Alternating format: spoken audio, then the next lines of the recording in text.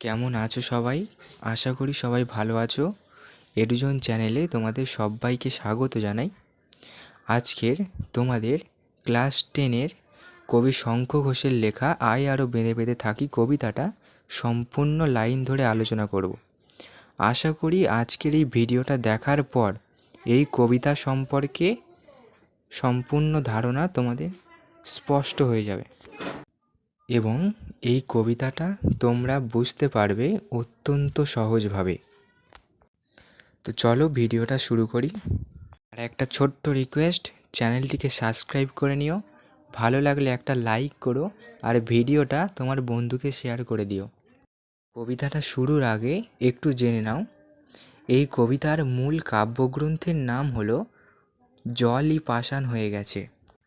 আর এই কবিতার বিষয়বস্তু অর্থাৎ এই সম্পূর্ণ কবিতার মধ্যে কবি কী বলতে চেয়েছেন সেই ব্যাপারটা একটু জেনে নাও, যাতে লাইন ওয়াইজ যখন কবিতাটা আলোচনা করব তখন বুঝতে আরও সহজ হয় তোমাদের।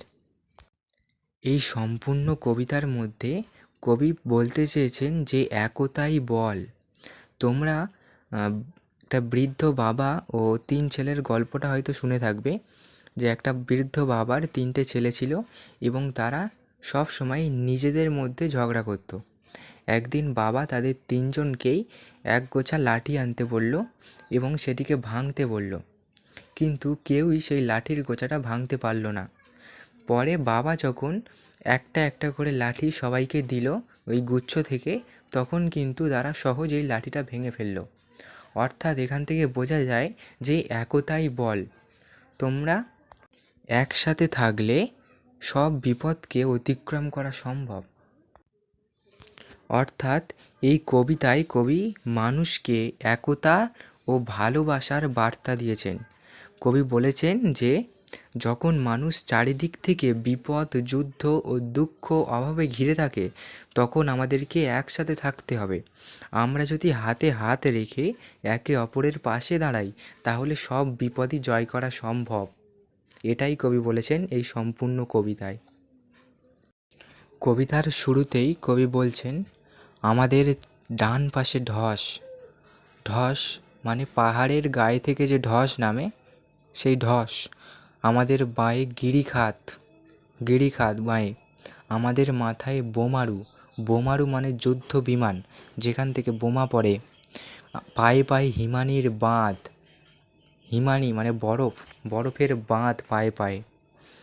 আমাদের পথ নেই কোনো, অর্থাৎ আমাদের পালাবার বা আমাদের বাঁচবার কোনো পথ নেই আর। আমাদের মাথার উপর থেকে বোমারু, যুদ্ধ বিমানে বোমা পড়ছে, ডান পাশে ধস, বাঁয়ে গিরিখাত, সামনে এগোবারও পথ নেই।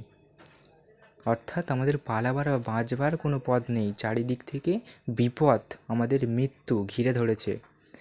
আমাদের ঘর গেছে উড়ে, আমাদের ঘর বাড়িও ধ্বংস হয়ে গেছে। আমাদের শিশুদের সব, সব মানে মৃতদেহ, আমাদের শিশুদের মৃতদেহ ছড়ানো রয়েছে কাছে দূরে। অর্থাৎ শিশুদের মৃতদেহ চারিদিকে ছড়ানো রয়েছে কাছে অথবা দূরে, এই রকম। এখান থেকে তোমরা বুঝতে পারছো একটু যে কবি এই কবিতায় একটা ভয়াবহ যুদ্ধের পরিস্থিতি, যুদ্ধের পর কীরকম অবস্থা ছিল সেই পরিস্থিতি, সেই অবস্থাটা কবি তুলে ধরেছেন। যে চারিদিকে ধস, ধ্বংস, চারিদিকে ঘর বাড়ি ধ্বংস হয়ে গেছে, মানুষ চারিদিকে মরে ছড়িয়ে রয়েছে, শিশুরাও মরে গেছে, মৃত পাথরের মতো চারিদিকে ছড়িয়ে রয়েছে কাছে দূরে। সেই ভয়াবহ যুদ্ধের পরিস্থিতিটা কবি বর্ণনা করেছেন। আমরাও তবে এইভাবে এ মুহূর্তে মরে যাব নাকি? আমরা কারা? আমরা এতক্ষণ ধরে যে আমাদের আমাদের পড়ছিলে, আমরাটা কারা? আমরা হচ্ছে সেই কয়েকজন মানুষ যারা ওই ভয়াবহ যুদ্ধের পরও বেঁচে গিয়েছিল। তাদেরকে নিয়েই তো কবি এতক্ষণ বলছিলেন যে আমাদের আর পালাবার পথ নেই কোনো, অর্থাৎ তাদের আর কোনো পালাবার পথ নেই, তাদের বেঁচে ফেরার কোনো পথ নেই, সমস্ত পথ বন্ধ হয়ে আছে, তাদের ঘরবাড়ি ধ্বংস হয়ে গেছে, তাদের শিশুদের মৃত্যু হয়েছে, চারিদিকে ধ্বংস, রক্তপাত। তারা কি বলছে আরও, যে আমরাও তবে এই ভয়াবহ অবস্থায় মরব নাকি এখনই? কবি প্রশ্ন করেছেন। আমাদের পথ নেই আর কোনো পথ নেই আমাদের, আয় আরও বেঁধে বেঁধে থাকি। তাই এসো আমরা সকলে এক হই, ঐক্যবদ্ধতাই এখন আমাদেরকে বাঁচাতে পারে।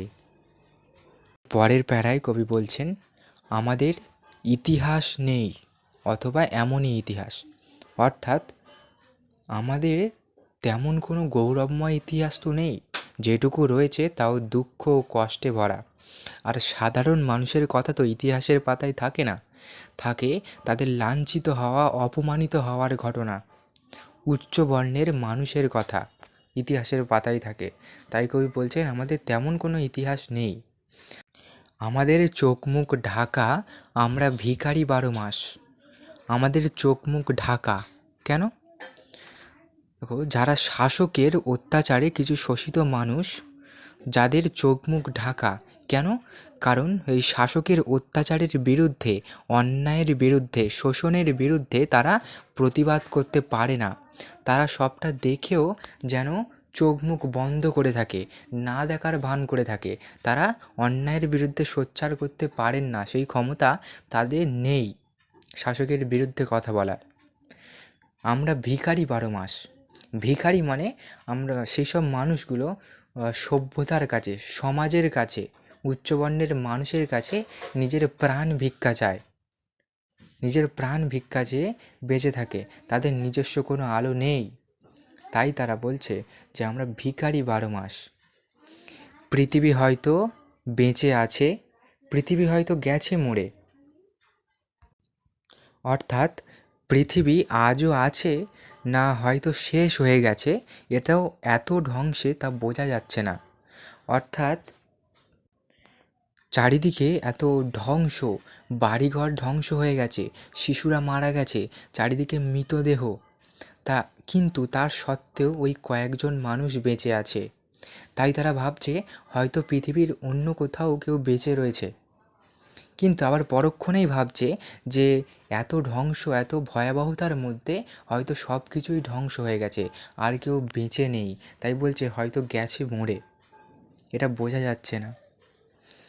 আমাদের কথা কে বা জানে, আমরা ফিরেছি দৌড়ে দৌড়ে।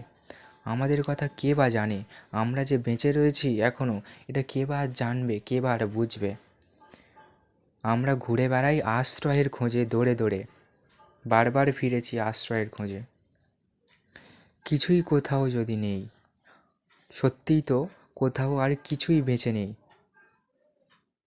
তবুও তো কজন আছি বাকি। সব হারালেও কিছু মানুষ তো এখনও বেঁচে আছি। আয় আরও হাতে হাত রেখে, আয় আরও বেঁধে বেঁধে থাকি। আর এই শেষ মুহূর্তে একটাই উপায়, এসো আমরা হাতে হাত রেখে ঐক্যবদ্ধ হই, তবেই আমরা বাঁচতে পারবো, তবেই আমরা লড়তে পারবো। এই ছিল তোমাদের কবিতার সম্পূর্ণ বিষয়বস্তু। তো কবিতাটা সম্পূর্ণ তোমরা বুঝতে পেরেছো তো? কমেন্টে অবশ্যই জানিও এবং চ্যানেলটাকে সাবস্ক্রাইব করে নিও। আর ভিডিওটা তোমার বন্ধুকে শেয়ার করতে ভুলো না কিন্তু। আর অস্ত্রের বিরুদ্ধে গান কবিতাটা আগেই আলোচনা করে দিয়েছি, এখনও না দেখে থাকলে ডেসক্রিপশান বক্সে দেওয়া লিঙ্কটা থেকে এখনই দেখে নাও।